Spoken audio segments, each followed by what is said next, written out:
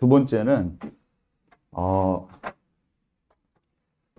출애굽했을 때 예수님이 시내산 언약을 받잖아요, 여러분. 제가 지금 계속 앞에서부터 해오고 있단 말이에요. 지금 시내산 언약에 대해서 한참 했잖아요. 시내산 언약이 출애굽이 주전 1446년이거든요. 정확히 계산할 수 있어요.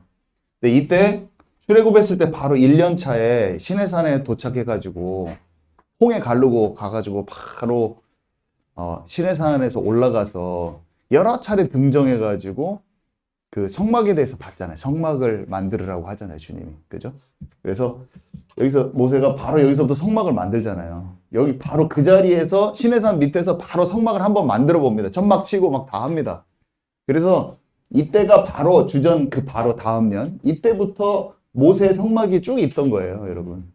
근데 정확히 490년 지나서 오늘 여기서 얘기하잖아요. 솔로몬이 480년 전에 이때부터 480년이 흘렀다. 근데 그때 자기가 성전 공사를 시작했는데 성전 공사를 시작해서 성전 공사 한 7년 걸리거든요. 자기 성을 지을 때 솔로몬 성을 지을 때 13년 걸리고 성전은 한 7년 정도 걸려요. 그러니까 한 낙성 시간 10년 정도 차에 있었을 가능성이 높아요. 그래서 어쨌든 490년에 솔로몬 성전은 완공됐어요, 이미. 490년 딱 걸리거든요. 그리고 솔로몬이 성전이 그때 이스라엘 사람들의 신앙의 중심, 구심점이 됩니다. 여기서는 성막을 구심점으로 해서 살았고. 그죠? 어차피 여기도 언약궤와 희생제사인데 성막 안에 있었던 여기 정착하고 들어가서 이때부터는 다윗이 성전을 준비해가지고 솔로몬이 성전이 지어서 이렇게 간다니까요. 근데 이때 490년을 딱 세가지고 주전 465년에 무슨 일이 있었는가를 딱 살펴보면은 465년 바로 직전에 에스더 사건이 있고 465년 바로 직후에 에스라의 개혁운동이 있어요. 그러니까 2차 포로 기환은 에스라가 개혁운동을 했거든요, 여러분. 좀 이따 제가 다시 제 설명을 하겠지만 에스더 사건이요. 이게 여기 바로 조금 전에 솔로몬이 그러니까 여기 성전 파괴됐다가 성전을 재건하면서 바로 조금 전에 스룹바벨 성전이 완공은 돼요. 이거 바로 직전에. 근데 사람들의 마음이 민족적으로 하나님께 돌이켜야 될 정체성이 모자라. 막 하만한테 죽으려고 하고 막 유대인들이 에스더 사건 때문에 자기의 정체성을 확 깨닫고 불임절 사건 아시죠? 우리 민족이 영적으로 하나님의 백성이지 성전 중심의 백성이지 우리 돌이켜 돌아가야 돼. 그것을 막 확실히 알게 된 때입니다. 이 지점이 정확하게. 그래서 사람들이 에스라를 중심으로 개혁운동이 일어나서 딱 이때쯤에 이게 바로 이 465년 바로 앞에 에스더 사건이 일어나고 에스라가 이제 2차 포로 기환을 통해서 개혁운동을 일으켜서 여기서 돌아가요. 그래서 성전은 이미 조금 직전에 세워졌지만 스룹바벨 성전을 중심으로 사람들이 마음이 실제적으로 모아지는 기간이에요. 그때가. 진짜 신기하죠. 너무 신기해요. 그래서 여기서부터 스룹바벨 성전이 쭉 이어져 갑니다. 그래서 스룹바벨 성전이 언제까지 이어져요? 여기는 다 여기 다른 나라의 지배를 받잖아요. 아시죠? 바벨론, 메데, 바사, 헬레니즘 제국, 로마가 여기를 잡을 때잖아요. 로마가 잡잖아요. 그래서 이스라엘이 로마의 지배하에 있을 때 분봉왕 헤롯이 그 수룹바벨 성전을 이스라엘 사람들, 유대인들 비유 맞추려고 증축을 해줘요. 46년간이나. 그래서 그게 수룹바벨 성전이에요. 근데 그 수룹바벨 성전을 증축해서 헤롯 대왕 헤롯 성전이라고 불리고 있었을 때죠. 그 성전이에요.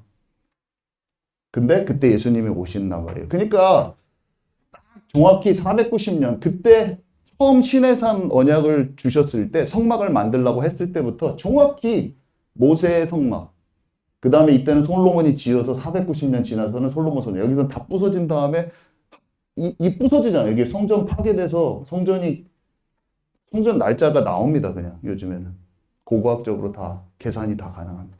성경을 기준으로 해서 다 나와요. 하나도 안 틀려요. 그냥 1년도 안 틀려요. 다 찾아버려. 우리 그 통성경에도 써 있어요. 똑같은 날짜예요. 근데 이 이렇게 부서져 가지고 다시 탁 여기서 재건했잖아요. 재건을 하는. 그래서 이 지점들은 무슨 지점이냐면요.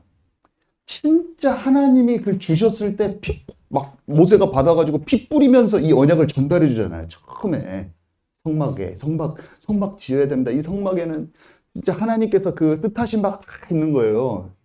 특별히 그리스도에 대한 그 모든 예표가 들어가 있단 말이에요. 피제사드리고 하나님의 임재 가운데로 들어가는 거. 그게 이제 성막의 중심 핵심인데 예수님 통해서 구원받는다. 이게 성막의 핵심이란 말이에요. 근데 어떻게 됐어요, 여러분? 이 성막을 여기 직전까지 최고로 놓치는 거야. 여기 솔로몬 성전 지어지기 전까지 무슨 일이 있었어요? 엘리 제사장 때 이 사람들 여기 사사기 때 어땠어요? 전부 다 자기 소견대로 하고 하니까 전쟁에는 막 언약궤 갖고 나가가지고 이겨먹으려고 부적처럼 쓰려고 하니까 하나님이 어떻게 됐어요? 이거 블레셋에 다 뺏기잖아요. 여러분 아시죠? 그리고 막 블레셋 뺏겨갖고 돌아다니다 거기서 재앙 막 다 동네에서 재앙 일어나고 막 다시 돌아오잖아요. 기랏 여아림으로 돌아오잖아요. 그래갖고 다윗이 막 챙겨서 돌아오잖아요. 다윗이 누가 여기서 이 성막이 무너진 성막, 사실상 성막을 하나님 세우셨지만 성전의 전신이죠. 성막은 장막 성전이에요. 장막, 텐트로 된 성전이란 말이에요. 성막은 어쩌면 이게 다 성전이에요. 성전이 예수님이 성전. 예수님을 말하고자 하는 그 성전을 갖다가 주셨는데 계속 놓친단 말이에요. 여기다 한 번 줬는데 또 놓쳐. 그래가지고 여기 파괴되고 여기 또 했는데 또 놓쳐서 여기 또 파괴되잖아요.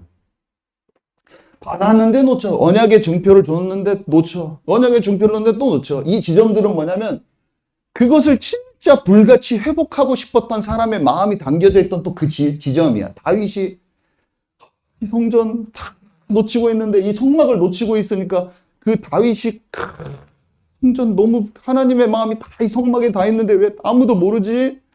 언약궤가 들어오는데 덩실덩실 춤을 추면서 이 신의 산 언약에 그 주신 그거를 딱 찾아버리는 거야. 모세가 이 언약궤 앞에서 하나님과 대면했던 그 살아계신 하나님과 함께하고 싶은 그 마음을 찾아낸 사람이 다윗이란 거예요. 신의 산 언약에 그 하나님이 말하고자 했던 모세가 피 뿌릴 때 그 줬던 그 마음을 찾은 사람이 다윗이란 거예요, 여러분. 이해 가십니까? 언약궤가 들어오는 거를 바지춤이 흘러나게 진짜 그걸 아무도 몰라. 백성들이 아무도 몰라. 다윗 혼자 하는데 옆에서 와이프가 막 비웃고 채통머리 없이 왕이 그렇게 하고 있다. 이게 너무 감사하고 좋아서 이제 내가 이것을 언약궤를 가져와서 이미 그때 성전을 다 지을 준비까지 다 하고 있는 거예요. 언약궤만 가져온 게 아니라 이걸로 성전을 지어야겠구나. 하나님이 네가 백향목으로 나의 집을 짓는다고 하냐? 내가 너의 나라를 경고케 할 것이고 네 후대를 내가 책임질 것이다. 네 왕위를 끝까지 내가 유지시켜 줄 것이다. 그 마음에선 회복이 되는 거예요. 그러니까 아들인 솔로몬이 어떻게 해요? 하나님 이 성전을 짓게 해주셔서 감사합니다. 우리가 혹시나 우상숭배해서 먼 나라로 갔다면 하나님 누구 한 명이라도 회개하는 마음이 있다면 그거를 살피셔서 이걸 회복해 주세요. 막 이런 것을 성전 낙성식 때 막 기도하는 거예요. 뭔가 그것을 다 아는 거예요. 그 지점이 여기라니까요. 490년, 70번에 7번. 그 주님이 70번에 7번 용서하신다는 말은 주님은 여호와 하나님으로서 예수님으로 오시기 전에 여호와 하나님이실 때 7번에 70번에 7번을 3번이나 계속 너 다른 사람이 누가 잘못했으면은 얼마만큼 기다려주고 용서할까요? 70번에 7번 용서해란 말이 그냥 한 말이 아니에요. 하나님 본체셨던 그분이 이스라엘 백성들을 피눈물 나게 또 기다려주고 또 기다려주고 또 기다려줬던 그 시간인 거예요. 여러분 아멘이십니까? 역사의 모든 기록이 다 있는 거예요. 그래서 솔로몬 성전 했는데 어때요? 솔로몬의 아들들이 전부 다 우상숭배 해버리네. 남유다 그냥 거의 대부분 다 우상숭배했어요. 그 기간 동안에 하나님 뜻대로 안식년을 지킨 적도 없어요. 희년도 당연히 안 지켰어요. 71회가 490년인데 안식년이 7년마다 돌아가요. 7년을 7번 지내면 그게 희년이에요. 희년이 10번 지내면 그게 희년의 10주기가 490년인 거예요. 70일에. 안식년에 곱하기 7이 희년이고 희년 곱하기 10이 70일인 거예요. 70일에를 말할 때는 70번에 7번 기다렸다는 말은 하나님과 함께 안식년은 예수님의 예표라니까요. 제가 좀 이따 더 설명하겠지만 간략하게 제가 설명을 하는 거예요. 70일의 의미는 안식년이에요. 기초 단위가. 안식년은 예수 그리스도를 뜻하는 거예요. 죄, 빛의 탕감, 종살이에서 해방되고 땅이 회복되고 이게 예수님을 예표하는 거예요. 쉼이 필요하다. 너의 참된 안식은 누구니? 너의 진정한 쉼은 어디 있니? 그리스도라는 거예요. 죄에서 진짜 탕감되고 해방되는, 종노릇에서 해방되는 그 본체가 되는 분 누구니? 안식년은 예수님을 뜻하는 거란다. 희년은 예수님을 뜻하는 거란다. 그것에 곱빼기해서 계속 너네는 그 쉬어야 될 때 주님을 기억하면서 주님 안에서 안식하지 않고 네 힘대로 살아왔던 그 인생이 내가 70번에 7번이나 용서해 준 거야. 70번에 7번 490년 동안 안 쉰 게 70년이에요. 그래서 70년 파괴되는 거예요, 여러분. 주님의 방식이지. 주님의 셈의 방식. 근데 주님이 이때도 보내버릴 수도 있고 이때도 다 보내버릴 수 있는데 여기는 한 번 안 보내시고 두 번째 70년 한 번 보내주신 거예요. 다른 나라로 흩어버리신 거예요. 이 흩어버린다는 말은 출애굽기 여기 레위기에 이미 처음부터 말했어요. 처음부터 레위기에서 보면은 시내산 언약에 보면은 레위기 25장, 26장 읽어보면 뭐가 나오냐면 내 말을 청종하지 않을 때 네가 그 땅에 들어가서 내가 말한 대로 안식년 지키고 살고 나를 기억하고 이것을 하지 않으면 그 땅에서 내가 지으라고 한 그 성전을 내가 성소를 회파해 버릴 것이고 무너뜨리고 그 너네들이 지어놓은 그 성읍을 다 무너뜨릴 것이다. 그리고 너희 백성들을 다 흩어버릴 것이다. 그거를 시내산 언약 처음부터 주셨어요. 그래서 이때 한번 바벨론에 70년 끌려가고 지금 예수님 청년 파괴된 지금까지 이스라엘 백성이 다 흩어진 거예요. 그래서 그 말씀이 성취돼서 두 번이 흩어진 거예요, 여러분. 아멘이십니까? 이해 가시죠? 딱 한 번에 알고 있어야 돼요. 그래서 세 가지를 간단하게 제가 개략적으로 핵심만 팍 얘기한 다음에 다시 줄거리를 쭉 설명하는 것을 할 겁니다. 그래서 첫 번째 예수 그리스도의 족보 이 부분하고 성전에 관한 70일의 이 부분하고 그 다음에 하나님께서 이것을 잘 이해하고 있잖아요. 그러면 마지막 때 종말로 가는 70일에 대한 설명이 딱 이해가 가버려요. 사람들은 이것만 생각을 하거든요, 보통. 근데 하나님은 벌써 이미 성전을 가지고 이 세 번이나 70일에 대해서 얘기하셨다는 거예요. 여러분 지금 이해 가십니까? 잘 따라오고 계시죠? 이거는 성경의 가운데 핵심 중에 하나예요. 이건 그냥 알고 있어야 돼. 이건 그냥 알고 있어야 돼. 이게 그냥 딱 머릿속에 그려져 있어야 되는 거예요. 성경을 읽을 때는. 그래서 조병호 통성경 그 책에도 보면 이게 다 써 있어요. 여러분. 그래서 제가 그냥 한 번에 그냥 그린 거예요. 이걸 제 머릿속에 있는 다이어그램으로 한 번에 그린 건데 이거를 가지고 그 책을 보면 그 책에도 다 써 있어요. 근데 제가 그걸 통합해 가지고 그 책의 한 7, 80%를 한 번에 볼 수 있는 그림으로 그릴 거예요, 그냥.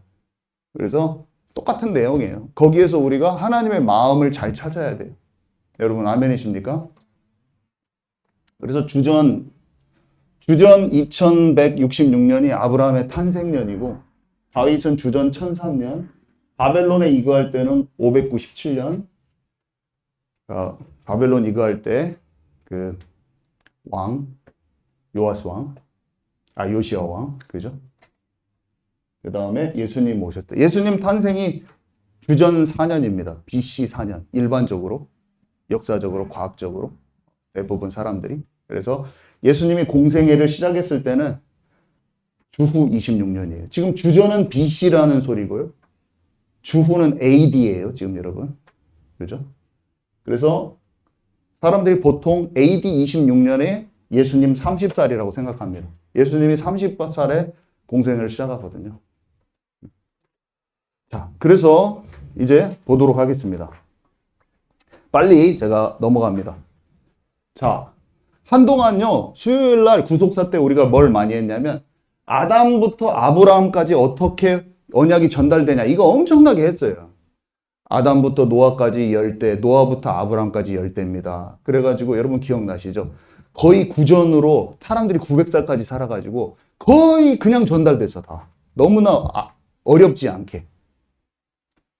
그리고 노아부터 아브라함 동시대 사람이에요. 노아하고 아브라함이 10대나 차이 나는데 58년, 어떤 사람은 58년 동시대, 어떤 사람은 10몇 년 동시대 사람이라고 하는데 어쨌든 엄청나게 같이 살았어요, 그 동네. 우리는 이제 그게 성경에 안 기록돼 있으니까. 복음이 전달되는 게 거의 직접적으로 전달이 됐어요. 근데 그때 당시에 사람들의 상황이 어땠냐?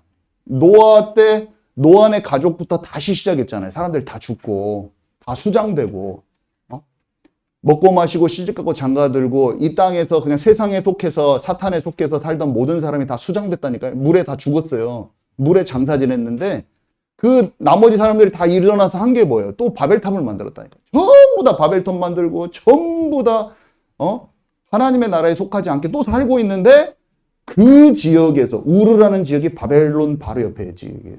내나 그 바벨론 지역이야. 거기에서 언약의 후손이었던 아브라함을 불러서 거기서 아브라함의 인생을 보면 하나님이 7번, 숫자 7이 제가 중요한 숫자, 하나님이 오실 때 완성의 숫자라고 했잖아요. 계시록에서도 7나팔, 7대접 막 하잖아요. 7인을 떼고. 근데 이상하게 아브라함에게도 7번 언약을 체결해 주시고, 재밌게도 바벨론 이것 때 예레미야가 새 언약을 왕들한테 선포할 때도 7번 합니다, 여러분. 하나님의 뜻하신 계획이 있겠죠? 참 신기해요. 그렇게 하셨어요. 하나님이 아브라함에게 언약을 체결하시면서 한 주요 내용이 뭐예요? 네 씨로 말미암아 천하 만민이 복을 얻을 것이다. 아담에게 주셨던 여자의 후손의 약속을 너를 통해서 성취할 것이다 라는 확증을 주셨습니다. 그래서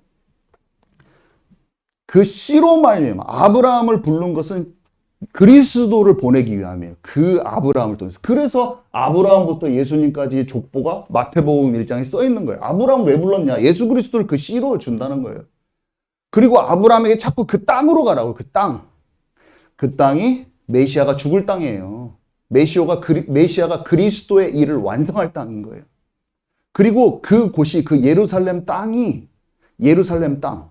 이스라엘에서도 예루살렘 땅. 그 자리에 예수님이 십자가 부활 사건이 일어나는데 더 놀라운 것은 그 자리에서 자기 아들 이삭을 바쳤어요.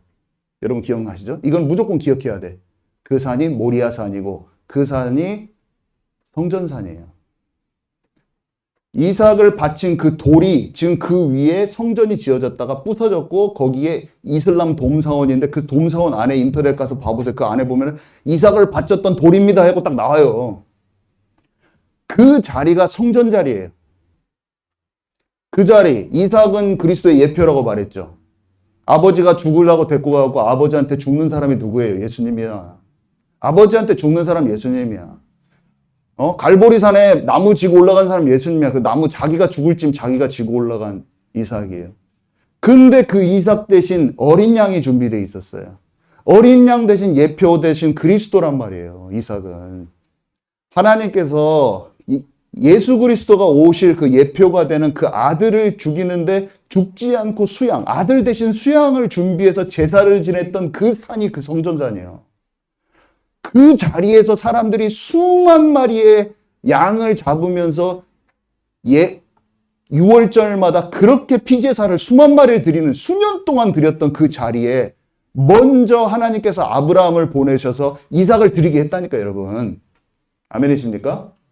우리 1차적으로 그걸 기억해야 돼요.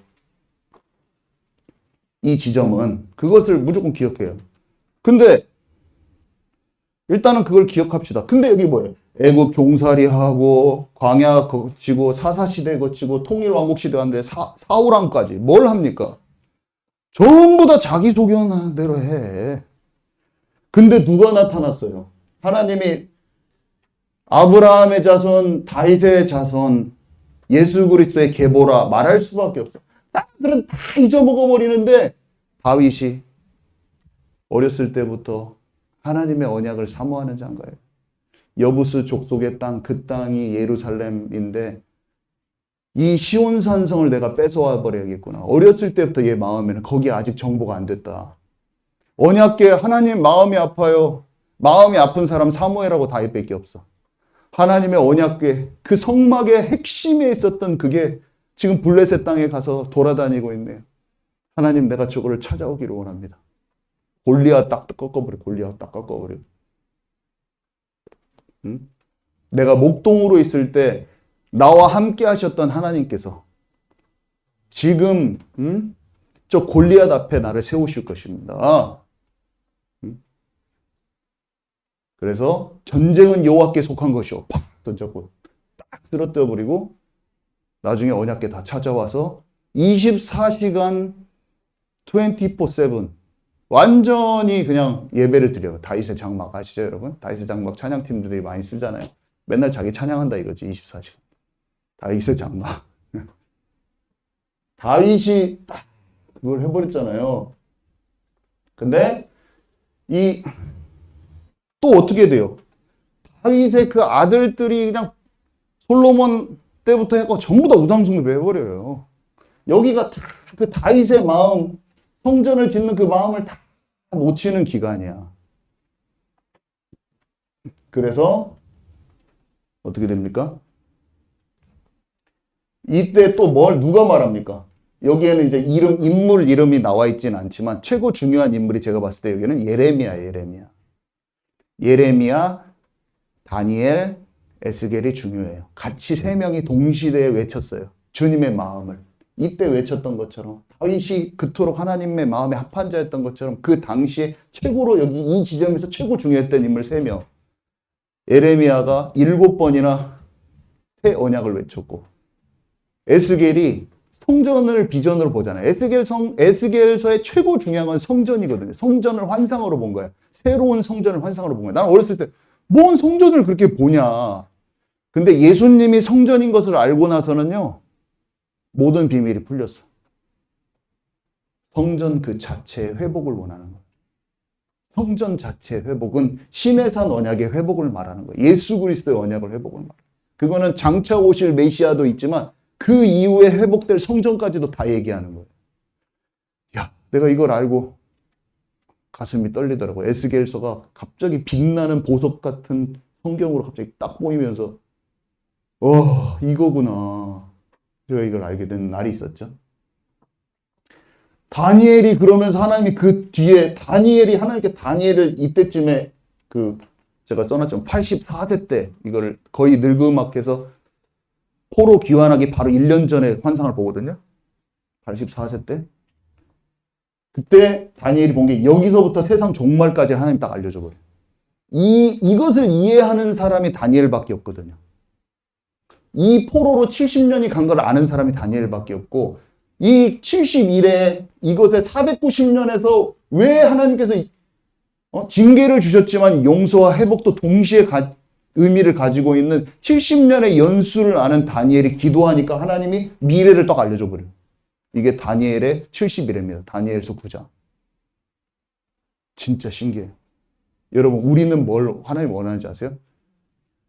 다니엘처럼 진짜 기도하면 여기가 다 열리면서 그 다음에 계시록이 딱 열려져 버려요. 계시록이 이 한 일에 대한 내용이거든요.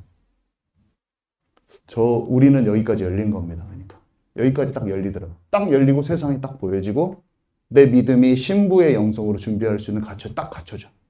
예수님을 밑도 끝도 없이 믿어야겠습니다로 안 믿어지는 거예요. 성경 자체에 계시하고 있는 하나님의 사랑과 애통함과 하나님께서 역사 속에 남겨놓은 그분의 슬픔과 아픔과 영혼들에 대한 우리를 향한 마음을 찾을 때 그때 내 믿음이 생기는 거예요.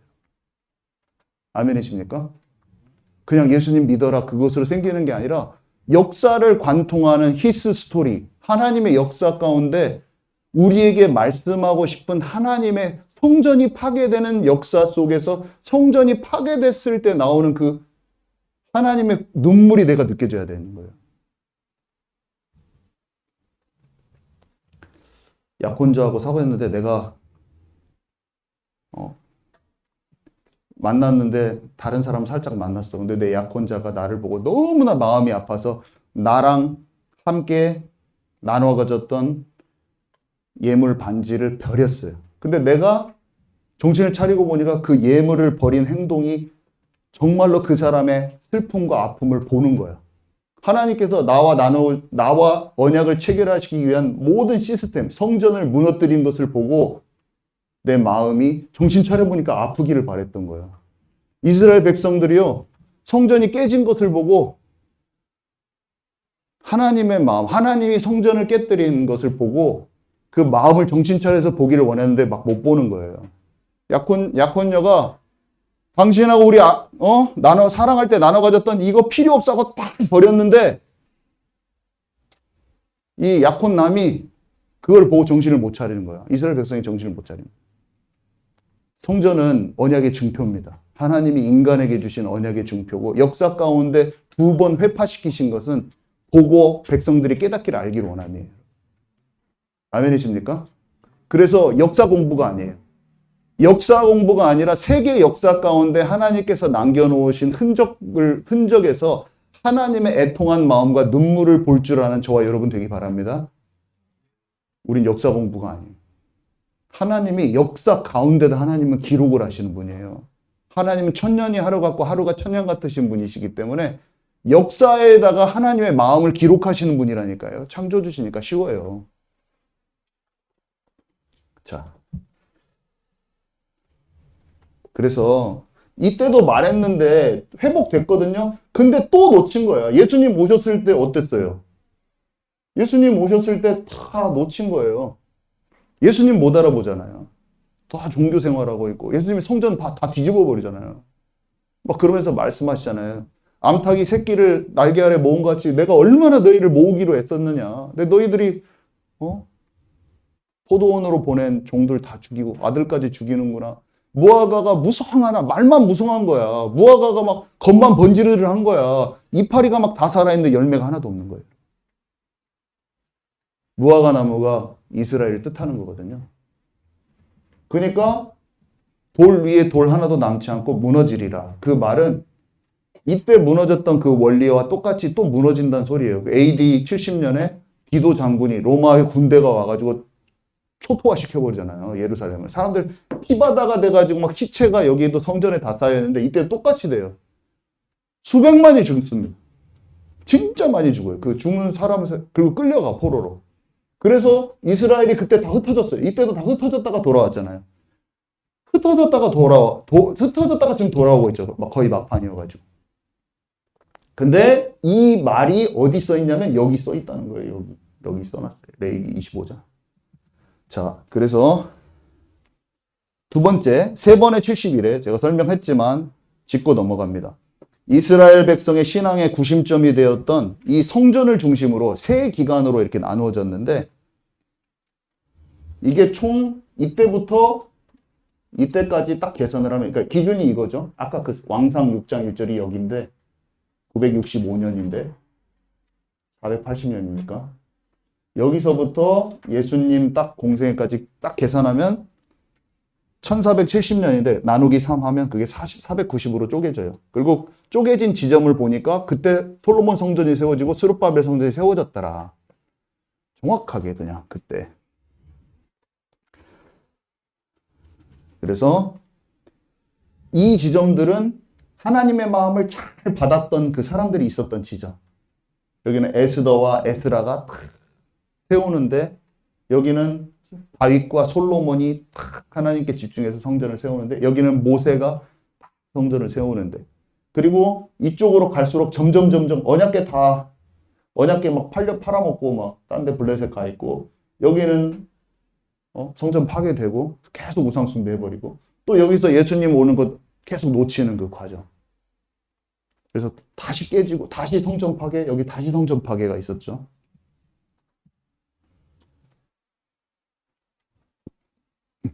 자, 여기까지 설명을 했고요.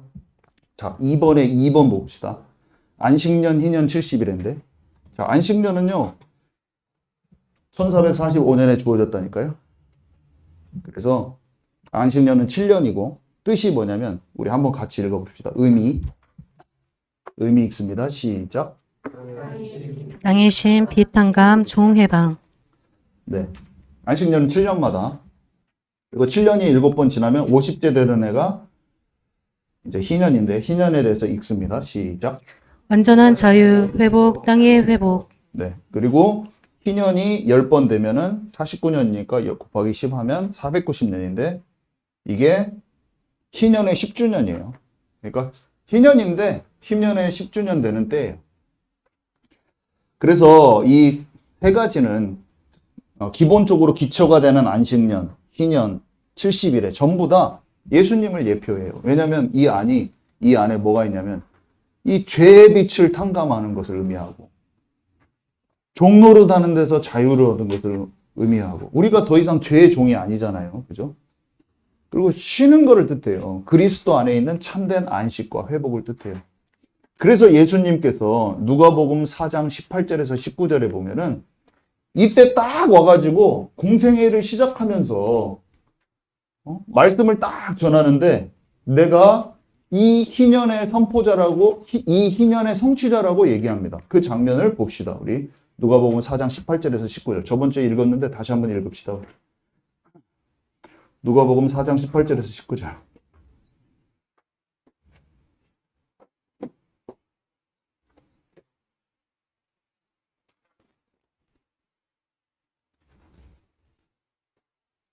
이 세 번째 71회가 성취될 때 예수님 딱 오신 거예요. 그때 공생이 시작하신 거예요. 그러면서 자기가 주의 은혜의 해를 전파하러 오셨다고 말씀하셨는데 주의 은혜의 해가 이어예요. 이어. 영어로 보면 주의 은혜의 해 희년, 주의 은혜의 해 안식년 이것을 알려주려고 왔다. 이 말인 거예요. 자, 누가복음 4장 18절에 19절 우리 함께 읽습니다. 시작. 주의 성령이 내게 임하셨으니 이는 가난한 자에게 복음을 전하게 하시려고 내게 기름을 부으시고 나를 보내사 보르던 자에게 자유를 눈먼 자에게 다시 보게 함을 전파하며 눌린 자를 자유롭게 하고 주의 은혜의 해를 전파하게 하려 하심이라 하였더라. 아멘. 세 번째 이 71회가 성취된 건데요. 한마디로 메시아가 오셔가지고 이 십자가 사역을 통해서 이 희년의 본래 의미가 성취된 거라고 볼 수가 있어요. 그래서 예수님 안에서 이 희년이 시작된 것입니다. 그리고 예수님께서 다시 오시잖아요. 그때 완전한 희년이 성취될 거예요. 여러분, 지금은 예수님께 우리가 구속받았어요. 그죠? 죄를 상감받았어요. 그죠? 속죄. 근데 쉬긴 쉬는데 아직 사탄이 건들잖아요. 완전한 희년이 오는 것입니다. 완전한 희년이. 자, 계시록 21장 4절 제가 거기 써놨죠? 우리 한번 읽읍시다. 완전한 희년이 왔을 때는 어떻게 되는지 한번 읽습니다. 계시록 21장 4절입니다. 시작. 모든 눈물을 닦아주시니 다시는 사망이 없고 애통하는 것이나 곡하는 것이나 아픈 것이 다시 있지 아니하리니. 네. 자, 그리고 이번에 3번 보면 70년의 포로 생활, 이 70년의 포로 생활을 예레미야가 뭐라고 말했는지 예레미야 25장 11절에서 12절 말씀 함께 읽습니다. 시작. 이 모든 땅이 폐허가 되어 놀랄 일이 될 것이며 이 민족들은 70년 동안 바벨론의 왕을 섬기리라. 여호와의 말씀이니라. 70년이 끝나면 내가 바벨론의 왕과 그의 나라와 갈대인의 땅을 그 죄악으로 말미암아 벌하여 영원히 폐허가 되게 하되. 네. 예레미야가 70년 만에 이렇게 70년 동안 그 징계가 있다는 걸 말을 해줬는데요. 이것과 레위기의 25장, 26장 시내산 언약을 줬을 때 그거랑 같이 생각을 해야 돼요. 그때 하나님께서 이미 네가 나중에 너희가 그 땅에 가잖아. 출애굽에서 지금 너희 약속의 땅으로 가잖아. 그 약속의 땅에 갔을 때 그때 너희가 나와 진짜 함께 하지 않고 이 성전을 통해서 준 언약을 기억하지 않고 예배도 안 드리고 안식년도 안 지키고 그리스도가 올 것도 언약도 기억하지 않고 마음대로 살고 그러면 너희가 살고 있는 그 성읍, 그 예루살렘 성을 뜻하고 성전이 있는 곳을 뜻하죠. 성읍을 다 무너뜨리고 성소가 이제 성전 안에 있는 걸 성소라고 말하잖아요. 성소와 지성소가 있잖아요. 그죠? 언약궤에 있는데 그것을 다 무너뜨려 버릴 것이라고 처음부터 얘기하셨어요. 그 말씀의 성취가 이 성전 파괴하고 여기 파괴라니까요.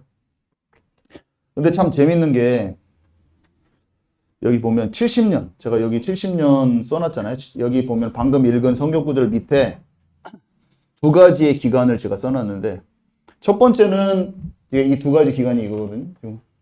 근데 첫 번째는 1차 끌려간 걸 3번 끌려간 거 아시죠, 여러분?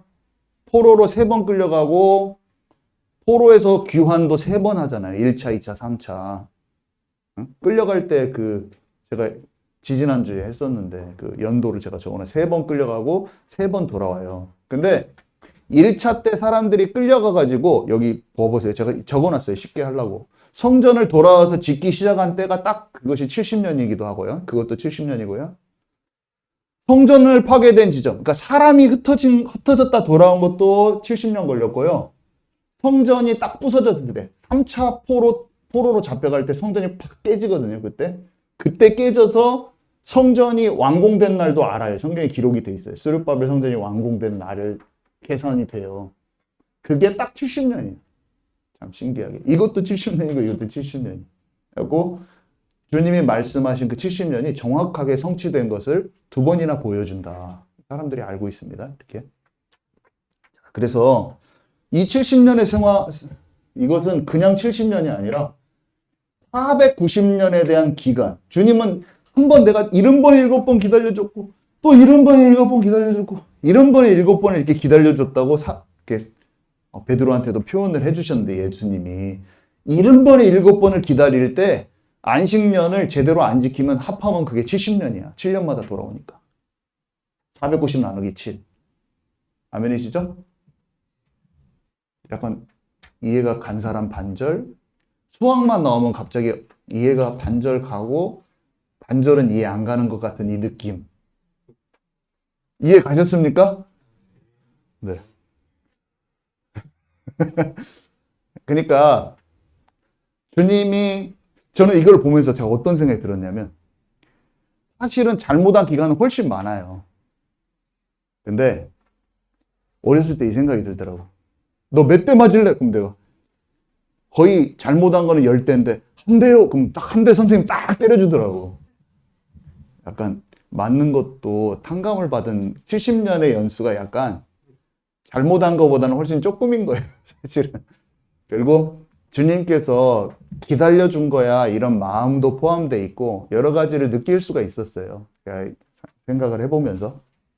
그래서 이 70년은요 원래 쉬어야 되는데 안 쉰 것에 대한 강제 휴식처럼 약간 저는 느껴지기도 하더라고요. 제가 생각한 것을 여기 한번 써봤는데 제가 읽어보겠습니다. 이 시간은 자신이 주인 되어 살아온 삶을 잠시 멈추고 자신의 영적 상태를 이 이스라엘 백성들이 보는 기간입니다. 안식년을 지킬 수 없었던 것은 사실상 언약을 놓친 것이고 그 하나님의 말씀을 지키지 않는 그런 시간들이었는데 그런 때를 돌아보는 시간이 될 것입니다. 490년에서 쉬지 않는 그 안식년의 횟수입니다. 성읍과 성전이 파괴된 기간, 이 기간은 하나님의 아픈 마음을 대변하는 것입니다. 하나님께서는 70번에 7번을 3번이나 기다리셨는데 다윗을 통해서 한 번 기다려주시고 또 70년 징계 후에 성전 재건하는 그 사람들의 마음을 돌아보시고 또 기다려주신 것입니다. 그러나 예수님이 오셨을 때도 백성들의 마음은 또 강팍해졌습니다. 근데 이게 이스라엘 백성의 마음이 아니라 다 우리를 향한 마음이에요. 자, 그래서 세 번째, 종말을 향한 72례 보도록 하겠습니다. 자, 그래서 제가 아까 자꾸 설명했지만 제가 여기 써놨습니다. 나중에 레위기 25장, 26장은 꼭 읽어보셔야 돼요. 자, 그래서 이렇게 하나님께서는요, 이런 족보를 통해서도 언약의 흐름을 우리에게 말씀해 주시고요. 이런 성막을 통해서도 그 기간을 통해서 또 성전이 파괴된 기간을 통해서 하나님의 애통한 마음, 하나님의 눈물을 역사의 기록을 통해서 우리에게 계속 말씀해 주고 계세요. 그런데 또 정말 중요한 게 뭐냐면 이 이제 다니엘에게 보여주신 이 마지막 때로 가는 이 70일인 거예요. 이제 이것을 설명하고자 하는데요. 일단은 첫 번째 이해를 해야죠. 자, 시내산 언약입니다. 레위기 25장 26장. 거기에 내용을 세 줄을 한번 읽어보도록 하겠습니다. 시작. 이스라엘 자손에게 말하여 이르라. 너희는 내가 너희에게 주는 땅에 들어간 후에 성종하지 아니함 우상 숭배, 성읍이 패어 성소가 허물어질 것, 너희가 사는 땅을 점령할 너희 원수들이 깜짝 놀랄 만큼 짓밟으리라. 제가 또 문장으로 안 적어놨다고 또 그것을 한마디로 거기에 땅에 들어갔을 때 너희가 내 말을 청종하지 않고 우상을 숭배하면 성읍이 폐허되고 성소가 허물어질 것이다. 이게 성경 구절에 써 있어요, 이 말이. 그리고 너희가 사는 땅을 점령할 원수들이 깜짝 놀랄 만큼 다 짓밟아버릴 것이다. 그 사람들도 자기네들이 짓밟아 놓고도 놀란다는 거죠. 하도 황폐해져 버리니까. 그게 2번이나 일어났어요, 지금. 자, 그래서 그게 3번에 2번 성취되는 거예요. 언제? 이때. 솔로몬 성전 지어진 다음에 이때 한번 빵 깨지고. 이때는 왜 안 깨졌냐면 땅에 차지하지를 안 해서 그런 거예요. 이때는 돌아다니고, 그죠? 땅에 살기는 했는데 기간이 짧았죠. 여기에서 딱 무너지고 여기에서 또 빵 파괴가 된 거죠. 2번. 그 파괴된 것을 여기 제가 써놓은 거죠. 근데 똑같은 게 뭡니까? 70년 동안 사람들이 흩어졌는데 이스라엘 백성들이 그 땅에 살지 못하고 지금이 그 땅에 살지 못하는 기간이에요. 똑같아요. 꼭 이 자체가요 예언같이 돼 있는 거예요. 지금 우리가 여기 시대잖아요. 근데 여기를 똑같이 지금 또 겪는 거예요. 지금 이스라엘 백성들이 마지막 때가 될 때까지. 근데 하나님이 다니엘의 70일에 이것을 여기를 설명하면서 어떻게 설명하냐면 이게 다니엘서 9장의 내용인데 여러분 한번 같이 읽을 겁니다. 9장 24절에서 27절인데요.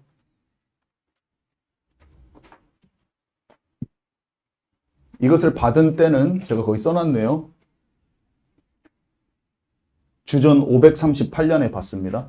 1차 바벨론 포로 기환 있기 1년 전에. 다니엘이요. 바벨론 포로 1차 때 잡혀가거든요. 1차로 끌려가요. 그리고 거기서 67년이나 있는데 거기 가서 사는데 첫 번째로 그러니까 1, 2, 3차에 포로로 갈 때 첫 번째 때 잡혀가거든요. 17살 때인가. 근데 1차, 2차, 3차 귀환을 해서 돌아올 때 첫 번째 귀환 바로 1년 전에 이걸 받는 거예요. 이 환상을. 언제인지 아시겠죠? 84세라고 합니다. 자, 다니엘서 9장 24절에서 27절 우리 함께 읽도록 하겠습니다. 그게 지금 이 설명의 내용입니다. 읽도록 하겠습니다. 시작. 내 백성과 내 거룩한 성을 위하여 이른 이래를 기한으로 정하였나니 허물이 그치며 죄가 끝나며 죄악이 용서되며 영원한 의가 드러나며 환상과 예언이 응하며 또 지극히 거룩한 이가 기름 부음을 받으리라. 그러므로 너는 깨달아 알지니라. 예루살렘을 중건하라는 영이 날 때부터 기름 부음을 받은 자 곧 왕이 일어나기까지 7이레와 62이레가 지날 것이요 그 곤란한 동안에 성이 중건되어 광장과 거리가 세워질 것이며 62이레 후에 기름 부음을 받은 자가 끊어져 없어질 것이며 장차 한 왕의 백성이 와서 그 성읍과 성소를 무너뜨리려니와 그의 마지막은 홍수에 휩쓸림 같을 것이며 또 끝까지 전쟁이 있으리니 황폐할 것이 작정되었느니라.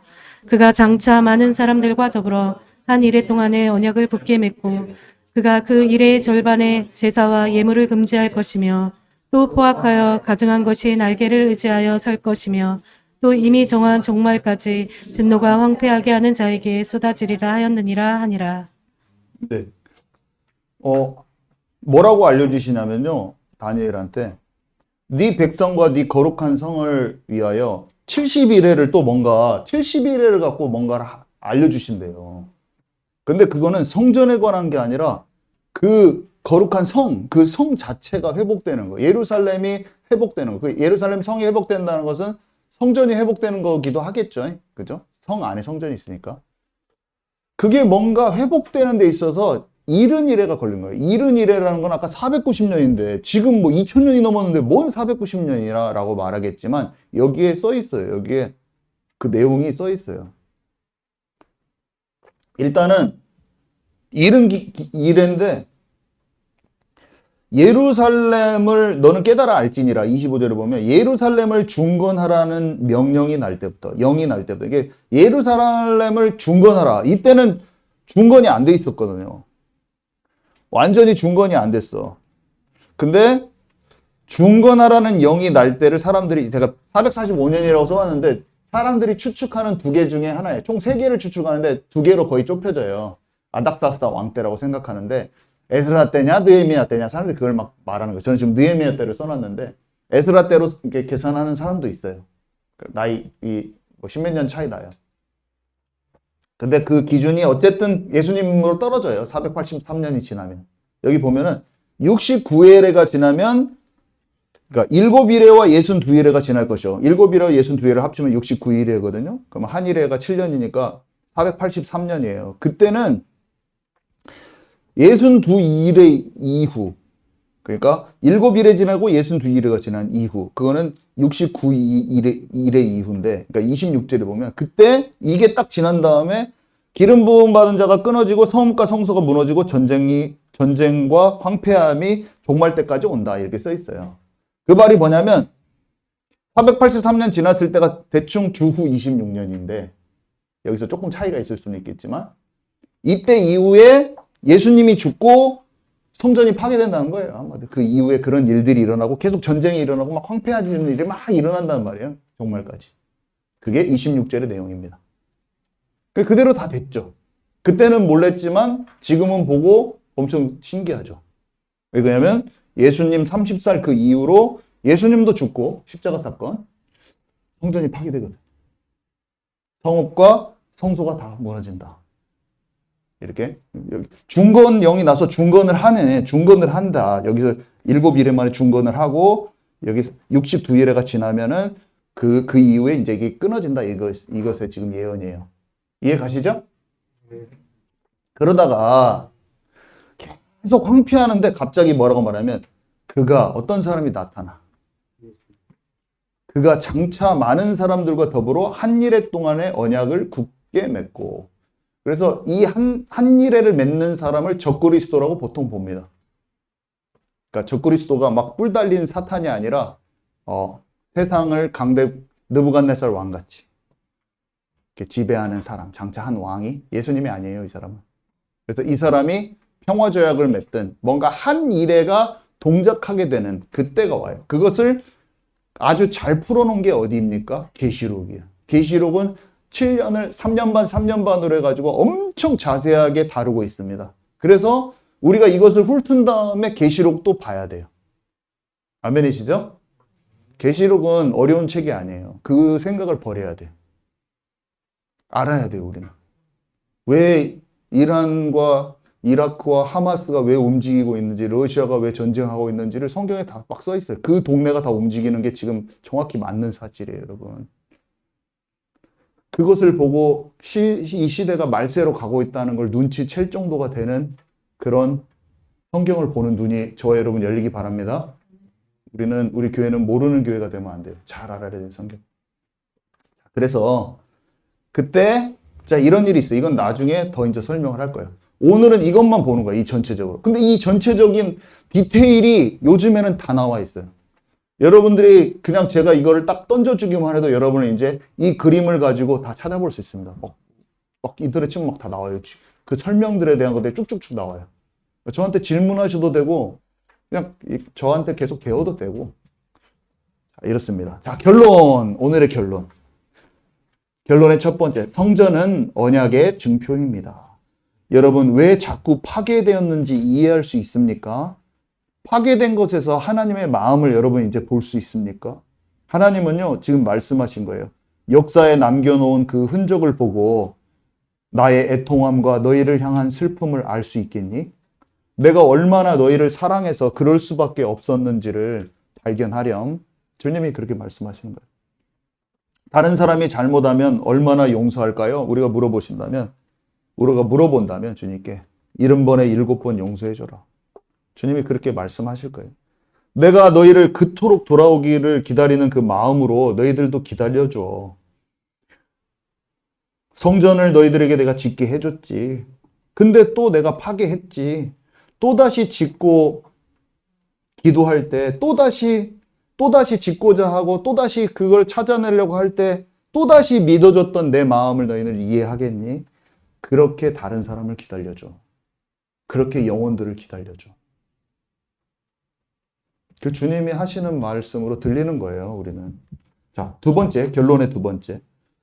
마지막 예루살렘 성이 새롭게 세워지는 때가 반드시 온단다. 지금 그 마지막 70일회가 동작 중이야. 그 마지막 71회 가운데 너희가 있어. 그때는 아까 나오잖아요. 그때는 완전한 용서가 되고 완전한 하나님의 의가 나타나는 때가 될 것이란다. 내가 다시 올 거야. 내가 재림한다. 너희는 신부로 단장하렴. 우리 이번 주 일요일 날 했잖아요. 주일날. 포도주 기억하지요, 여러분. 신랑이 사랑하는 신부에게요, 청혼하듯 그 포도주를 너희에게 준 거야. 성만찬에서. 정결하고 거룩한 신부로 예복을 잘 챙기렴. 기름이 떨어지지 않도록 하렴. 자, 그리고 세 번째, 제일 중요한 겁니다. 결론의 세 번째. 시내산에서 준 이 언약은요, 희년, 예수님에 대한 것도 그렇고, 이 성막 성전, 이스라엘 백성한테 준 것처럼 느껴졌지만, 그 성전이 이스라엘 백성 것이 아니라 우리 것이라고 제가 한번 설교를 한 적이 있었잖아요. 여러분 기억하시죠? 시내산에서 준 그 언약은 이스라엘 뿐만이 아니라 모든 믿는 자의 것이란다. 이게 또 주님이 주시는 마음이에요. 그래서 신명기에 보면은 모압 평지에서 신명기 내용이 뭐예요? 시내산에서 줬던 것, 그것을 기억하면서 광야를 통과하면서 있었던 모든 일 가운데 하나님께서 생각하셨던 그 마음을 총정리해가지고 설교 한 편으로 한 것이 신명기란 말이에요. 마지막 고별 설교, 모세의.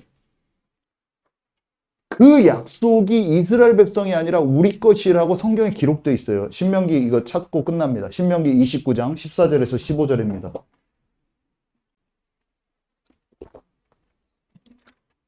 신명기 29장 14절에서 15절. 신명기 29장 14절에서 15절.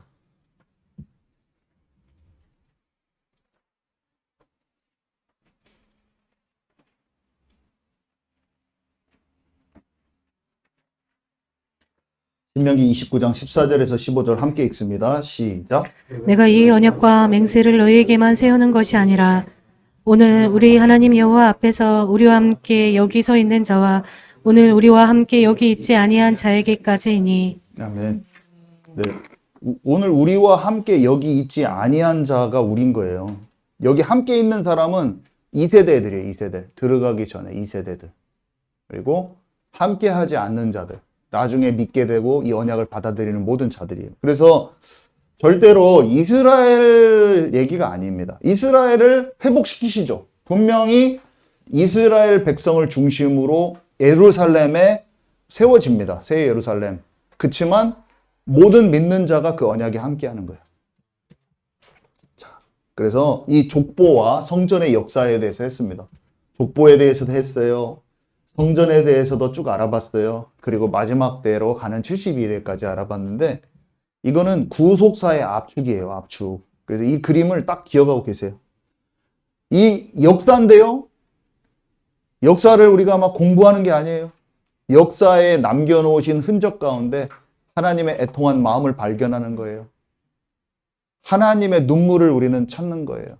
그래서 마음이 구구절절 영적 감동이 와야 돼. 믿어짐 속에서. 아, 나를 이렇게 사랑하셨구나. 하나님의 그냥 역사 공부가 아닌 하나님의 눈물의 역사를 발견하는 저와 여러분 되기 바랍니다. 네, 우리 나오셔서 잠깐 기도하고 하도록 하겠습니다.